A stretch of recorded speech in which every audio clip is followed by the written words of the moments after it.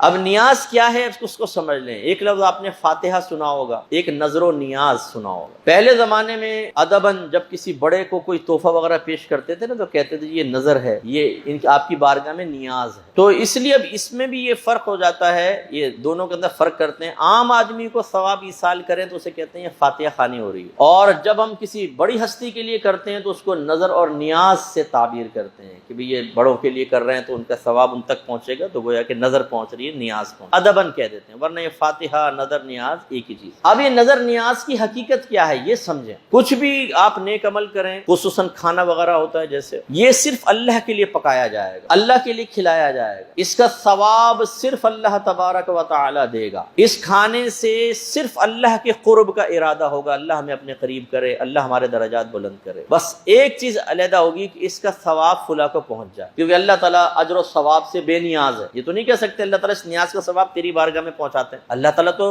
غیر محتاج, وہ ثواب کا اہل نہیں ہے. اہل تو بندے ہیں نا, کیونکہ وہ غیر محتاج ہے, ہمیں محتاج. تو یوں نیاز اصل میں کیا ہوتی ہے, بعض لوگ غلط فہمی کے شکار ہو جاتے ہیں کہ شاید یہ غیر اللہ کے لیے کھانا بنا رہے ہیں, غیر اللہ کا قرب حاصل کرنا مقصود ہے, شاید یہ ارادہ ہے کہ یہ غوث پاک ثواب دیں گے, امام حسین رضی اللہ تعالیٰ عنہ ثواب دیں گے. بھائی ایسا نہیں ہے, کھانا اللہ کے لیے پکایا جائے گا, ثواب کون دے گا, اللہ تعالیٰ, درجات کون دے گا, اللہ تعالیٰ, کس کے قریب نزدیک اور کس کا قرب مقصود ہے, اللہ تبارک و تعالیٰ کا. صرف ارادہ یہ ہوتا ہے کہ اس کا جو ثواب ملے وہ فلاں بزرگ کو بھی پہنچ جائے. جیسے حضرت سعد رضی اللہ تعالیٰ عنہ نے اپنی والدہ کی طرف منسوب کیا اس ثواب جاریہ کو, لی ام سعد, سعد کی ماں کے لیے. ایسے اگر کھانا اللہ, اچھا یہ بتائیے حضرت سعد نے ماں کے لیے کنواں کھدوایا تھا کہ اللہ کے لیے؟ صحیح بتائیں, کیا کہتے ہیں آپ؟ بھائی اللہ کے لیے تھا نا, کنواں تو اللہ کے لیے تھا, نیک عمل تو اللہ کے لیے کیا تھا, لیکن ارادہ کیا تھا, ثواب میری والدہ کو پہنچ جائے. لیکن آپ نے کنویں پہ کیا لکھوایا, للہ تعالی, اللہ کے لیے نہیں. کیا لکھوایا, لی ام سعد, سعد کی ماں کے لیے. اس کا مطلب یہ ہوا کہ اگر آپ کے ذہن میں ہے کہ میں اللہ کے لیے کام کر رہا ہوں لیکن کس کو ایصال ثواب کر رہے ہیں, یہ سامنے رکھتے ہوئے اس چیز کو منسوب اس کی طرف کر دیا جائے تو اس میں کوئی حرج نہیں, صحابی کا عمل ثابت ہے. بھیا ولیمہ کرتے نہیں کرتے, کہتے کیا کہتے ہیں, کس کا ولیمہ ہے, فلاں کا. حالانکہ ولیمہ سنت کریمہ ہے نا, تو جو سنت کی نیت نہ کرے تو ثواب سے شاید محروم رہے گا, لیکن جو سنت کی نیت سے کرے تو سنت پوری کرتے ہیں کس کے لیے, اللہ کے لیے کر رہے ہیں نا. حقیقتاً تو یہ ولیمے کا اہتمام کس کے لیے, اللہ کی رضا کے لیے, لیکن چونکہ یہ کسی کا ہوتا ہے ہم اس کی طرف منسوب کر دیتے ہیں یہ فلاں کا ولیمہ ہے. آپ سے لوگ پوچھتے ہیں 7 قربانیوں میں حصہ, بھائی یہ قربانی کس کے لیے ہے,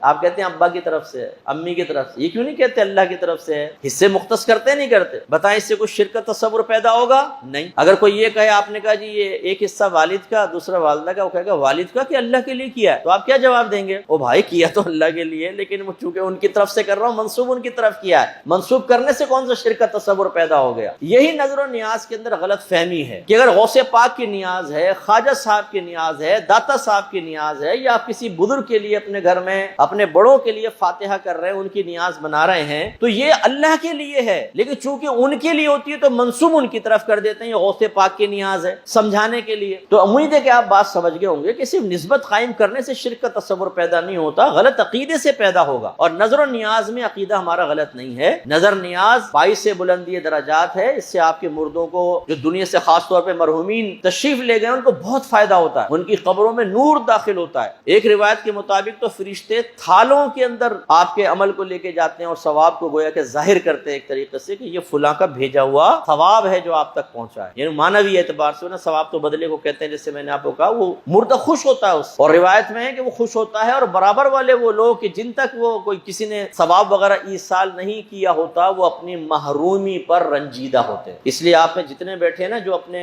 پرانے لوگوں کو بھول چکے ہیں, جو فوت ہو گئے ہیں, اور کبھی آپ ہاتھ اٹھا کر 2 لفظ ان کے لیے نہیں کہتے کہ اللہ تعالیٰ ان کی بخشش فرما دے, مغفرت, تو خدا را یہ کریں آپ, اس سے ان کو سکون ملتا ہے. ورنہ دوسروں جو پڑوسی ان کے ہوں گے, ان کو اگر کوئی ایصال ثواب کر رہا ہے تو وہ خوش ہو رہے ہوں گے, ان کے لیے دعائیں کر رہا ہے تو وہ خوش ہو رہے ہوں گے, اور آپ کے رشتہ دار غمگین ہوں گے. تو یہ 2 جملے کہنے میں کیا جاتا ہے کہ اللہ تعالیٰ میں نے جو بھی نیک عمل کیا, ہر روزانہ رات کو دعا مانگے, اس کو اپنی بارگاہ میں قبول فرما لے. اس کا ثواب سرکار کی بارگاہ میں پیش کرتا ہوں, قبول فرما. آپ کے وسیلے سے آدم علیہ السلام سے لے کر آج تک جتنے مسلمان دنیا سے پردہ فرما چکے, دنیا میں موجود قیامت تک آئیں گے, سب کو اس کا ثواب ایصال کرتا ہوں. اور خاص طور پر میرے وہ مسلمان رشتہ دار جو دنیا سے پردہ فرما چکے ان سب کو ایصال کرتا ہوں, قبول فرما لے. مسلمان کا میں نے قید اس لیے لگائی, یہ محتاط لفظ بس میں عرض کر رہا ہوں کہ جہالت اتنی زیادہ عام ہے, کچھ پتہ نہیں کہ کسی نے کوئی کلمہ کفر کہہ دیا ہو, کچھ پتہ نہیں کیا غلط عقیدہ لے لے کے چلا گیا ہو، کیونکہ ہمارے یہاں تعلیم تو ہے ہی نہیں، ہمارے گھروں میں عقیدہ تو دلائل کے ساتھ سکھایا ہی نہیں جاتا۔ آپ سب اپنا اپنا احتساب کر لیں، اپنے والدین سے جا کے پوچھ لیں دلائل جو کچھ آپ کر رہے ہیں، وہ جواب دے دے میرا نام بدل دیجیے گا۔ ہم نے تو عقیدہ صحیح طرح پڑھا نہیں ہے، سمجھا نہیں ہے، ہم نے معمولات کو اپنے اوپر مسلط کیا ہے، اسی لیے ہمیں نہیں پتا ہوتا ان میں جائز کیا ہے ناجائز کیا ہے، اور کس کی کیا توضیح کیا تشریح ہے، کب یہ بنا، کب ایجاد ہوا، اس کے پیچھے دلیل کیا ہے، اس میں خرافات تو شامل نہیں ہو گئی، ہمیں نہیں پتا ہوتا، خاندان میں ہو رہا ہے کرتے جاؤ۔ اس لیے اللہ نہ کرے کوئی اگر رشتہ دار ایسا ہے جس کا ایمان ہی ضائع ہو گیا چلا گیا، تو اس کے لیے پھر دعا تو ہونی نہیں چاہیے، لیکن چونکہ ہمیں نہیں پتا اس لیے اگر آپ مسلمان کی قید نہ لگائیں، بس یہ کہہ دیں میرے سارے رشتہ دار جو فوت ہو گئے ان کو ثواب پہنچ جائے، تب بھی آپ کی گرفت نہیں ہوگی۔ میں نہیں کہہ رہا ہوں کہ آپ کی گرفت ہے آپ کافر ہو جائیں، لیکن محتاط کیا ہے کہ آپ یہ کہیں جتنے مسلمان رشتہ دار میرے دنیا سے رخصت ہو گئے ان سب کو ثواب پہنچ جائے۔